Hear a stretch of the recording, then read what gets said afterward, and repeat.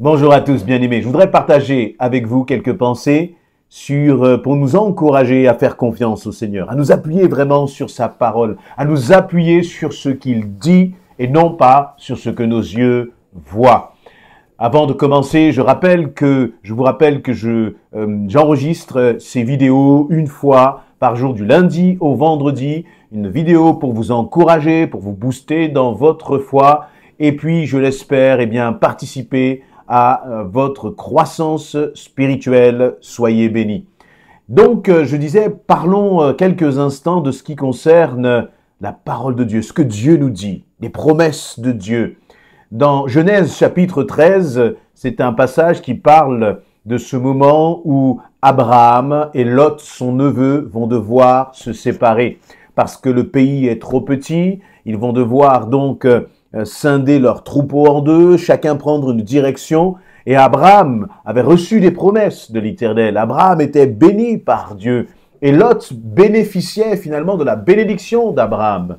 Et ils devaient se séparer. Abraham a proposé à Lot de choisir. Lot, veux-tu partir à droite ou à gauche? Et nous nous trouvons là, donc, à ce moment, dans Genèse, chapitre 13, à partir du verset 14. Juste avant, Lot a choisi d'aller justement dans la plaine. Il avait regardé la plaine, il a vu que cette plaine, elle avait l'air une plaine d'abondance, très certainement dans sa végétation, peut-être dans les courants d'eau qui y coulaient, mais dans cette même plaine où il y avait de l'abondance, il y avait aussi Sodome, la ville du péché.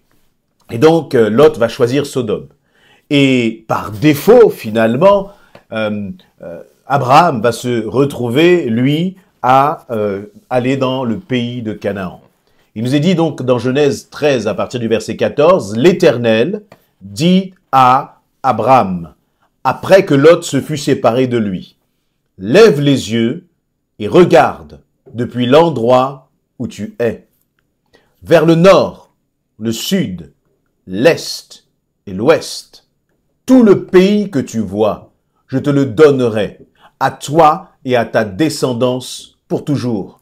Je rendrai ta descendance aussi nombreuse que les grains de poussière de la terre. Si l'on peut compter les grains de poussière de la terre, alors on pourra aussi compter ta descendance. » Amen. Dieu donc parle à Abraham, qui n'est pas encore Abraham, le père d'une grande nation, le père d'une multitude. Et Dieu lui dit, écoute, Abraham, ce pays-là que je te donne, c'est dans ce pays-là, lève les yeux et regarde, et c'est là que je vais te bénir. C'est là que je vais te donner une descendance pour toujours, une descendance aussi nombreuse que les grains de poussière de la terre. Au moment où Dieu est en train de parler, Abraham n'a pas encore d'enfant. Sa femme est toujours stérile, lui est stérile, et donc ils sont toujours sans enfants finalement. Et ils sont âgés, le temps passe, ils ne voient pas encore la bénédiction et la promesse de Dieu. Et donc, il ne voit, s'il regarde avec ses yeux, si Abraham regarde la situation avec ses yeux, il ne voit là que finalement du malheur peut-être. Et vous voyez, parfois lorsque nous regardons aussi les situations avec nos yeux, nous pouvons être découragés. Lorsque tu entends les diagnostics des médecins, lorsque tu regardes ton compte en banque, lorsque peut-être tu vois ce qui se passe dans ton couple, dans ta famille, dans la vie de tes enfants, tu peux peut-être être découragé. Et parfois, il y a des situations pour lesquelles il y a vraiment de quoi être découragé. Mais vous voyez, il y avait une différence entre Lot qui avait regardé avec ses yeux et Abraham qui avait reçu une promesse de l'Éternel. Que veux-tu? Veux-tu simplement marcher par les sentiments, les émotions? Veux-tu simplement marcher en fonction de ce que tu vois? Ou est-ce que plutôt tu veux marcher en fonction des promesses de l'Éternel? Et la grande difficulté, c'est que lorsque nous recevons même une promesse de l'Éternel, même lorsque nous recevons une conviction du Saint-Esprit, avant que cette promesse s'accomplisse, il y a un combat, il y a des épreuves, il y a parfois un temps qui s'écoule et qui est difficile. Mais c'est là où justement ta foi doit s'exercer, comme la foi d'Abraham, qui est appelé aussi le père de la foi. Vous voyez, comme la foi d'Abraham devait s'exercer. Il avait reçu cette promesse de l'Éternel. Dieu lui avait dit, « Hé, Abraham, regarde », et j'aime cette expression dans le verset 14, « Abraham, lève les yeux, regarde depuis l'endroit où tu es. » Et je crois que le Seigneur veut te dire, toi aussi, lève les yeux, regarde. Mais ne regarde plus de la même façon. Ne regarde pas avec une vision humaine, une vision charnelle. Mais écoute le Seigneur qui te dit, regarde. D'ailleurs, Dieu dit à Abraham, lève les yeux et regarde. Regarde ce qui va. Regarde là, depuis l'endroit où tu es. Regarde vers le nord, regarde le sud, l'est et l'ouest. Tout le pays que tu vois, je te le donnerai à toi, ta descendance pour toujours. Je rendrai ta descendance aussi nombreuse que les grains de poussière de la terre. Mais pendant qu'Abraham entend cette parole, s'il regarde à côté de lui, autour de lui, il ne voit pas d'enfant. Il ne voit pas Sarah enceinte ou Saraï à ce moment-là enceinte. Il ne la voit pas, il ne voit pas toute une famille autour de lui. Il ne voit pas la promesse. Parce que la promesse n'est pas encore une réalité, palpable. Mais c'est déjà une réalité qui est existante. C'est déjà une réalité, cette promesse est déjà une réalité vivante. Parce que Dieu lui dit, regarde. Et je crois que nous avons besoin d'apprendre à regarder nos situations avec le regard de Dieu. Nous avons besoin, nous aussi, de nous lever. Voyez, de lever les yeux, de regarder la situation, de regarder nos difficultés, de regarder nos combats avec le regard de l'Éternel. Et le Seigneur te dit, là aussi, de l'endroit où tu es, je vais agir, je vais manifester ma gloire. Mais peut-être que dans ta situation, dans ton cas, tu n'as pas encore entendu la voix de Dieu te parler. Alors, ça peut être une voix audible, mais c'est rarement le cas. C'est très souvent lorsque tu vas commencer à cultiver la parole de Dieu, tu vas commencer à lire, tu vas commencer à t'emparer des promesses qui sont dans la parole de Dieu, tu vas commencer à les saisir pour ta vie. Dieu, à ce moment-là, va commencer à mettre des convictions qui viennent du Saint-Esprit dans ton cœur.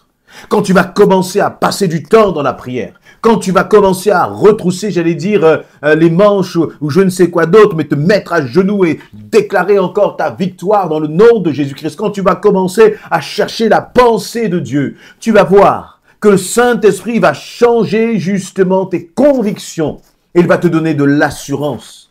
Abraham, lorsqu'il partait là vers ce pays de Canaan, un pays étranger, il avait besoin d'être rempli de l'assurance de Dieu. Il avait besoin d'apprendre à s'appuyer sur les promesses de l'Éternel. Imaginez, très certainement que si Lot avait choisi d'aller dans la plaine, c'est parce que visuellement, c'est parce que du point de vue purement charnel, matériel, humain, la plaine paraissait bien plus intéressante, bien plus attirante. Et j'allais même dire, bien plus séduisante, dans le sens où il y a parfois beaucoup de séduction dans les solutions que le diable veut nous pousser. Il y a beaucoup de séduction dans les solutions que nous voulons adopter. Et donc Abraham, il n'était pas aveugle. Il a dû lui aussi regarder la plaine, et il a dû regarder vers le pays de Canaan. Mais ce qui est intéressant, c'est que Lot a regardé avec ses yeux. Mais Abraham, lui, a regardé avec les yeux de l'Éternel. C'est l'Éternel qui lui a dit, lève les yeux et regarde depuis l'endroit où tu es. Et là, eh bien, finalement, quels que soient les combats, les difficultés que Abraham a pu rencontrer par la suite dans ce pays, il a marché avec cette promesse de l'Éternel. Pour que tu puisses marcher, pour que tu puisses avancer, pour que tu puisses persévérer, toi aussi, il est important que tu puisses te nourrir des promesses de l'Éternel. Vous imaginez? Il a passé tant de difficultés, et notamment dans le cadre, bien sûr, de la stérilité.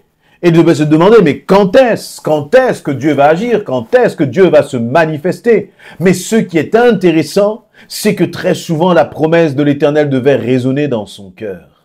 Et il devait se dire, mais Dieu m'a dit qu'il rendra ma descendance aussi nombreuse que les grains de poussière de la terre. Et j'aime là aussi cette parole de Dieu dit, c'est moi l'Éternel qui va rendre ta descendance aussi nombreuse que les grains de poussière de la terre. Et c'est comme si finalement Dieu dit à Abraham, écoute Abraham, c'est moi qui vais agir, c'est moi qui vais intervenir, c'est moi qui vais manifester ma gloire dans ta situation, dans ton épreuve, dans ta souffrance. Dieu savait ce que Abraham et Saraï désiraient. et il a agi, il s'est manifesté. Dieu sait ce que ton cœur veut, Dieu sait ce que tu désires, et il dit justement de le faire de l'Éternel tes délices, et il te donnera ce que ton cœur désire. Alors ne baisse pas les bras, n'aie pas peur, ne tremble pas, même si tu as l'impression que la vallée dans laquelle tu te trouves est une vallée de difficultés, de combats, peut-être parfois même de pleurs. Écoute la promesse de l'Éternel. Et Dieu va dire au verset 7 à Abraham, « Lève-toi, parcours le pays en long, en large, car je te le donnerai. » C'est-à-dire que Dieu avait déclaré à Abraham une victoire totale, pas une demi-victoire. Vous voyez, parfois, lorsque nous crions à Dieu, les choses commencent à avancer. Nous voyons que les portes commencent à s'ouvrir et nous nous contentons de cela. Mais Dieu, lui, lorsqu'il agit totalement, il agit parfaitement, il va jusqu'au bout. Alors, si tu as vu qu'il y a tu vois qu'il commence à y avoir des victoires, tu vois qu'il commence à y avoir des transformations dans ta situation, eh bien, crois que Dieu n'a pas encore terminé et qu'il ira jusqu'au bout. Fais-lui pleinement confiance. Il a dit, lève-toi, parcours le pays en long et en large, car je te le donnerai. Cela veut dire que pour Abraham, le pays tout entier serait justement, eh bien, objet de victoire pour lui. Le pays tout entier, lui, serait accordé par l'Éternel. Quelle grâce de réaliser que nous pouvons faire confiance au Seigneur. Et c'est à ce moment-là qu'il a pris ses affaires, sa tente, et qu'il a déménagé, qu'il a pris tout son campement, et il a bâti un autel à l'Éternel. Bien-aimés, faites confiance au Seigneur. Plutôt que de nous appuyer sur ce que nous voyons, appuyons-nous sur ses promesses. Et c'est cela qui fera toute la différence. Aie confiance en ton Dieu, et il agira. Amen.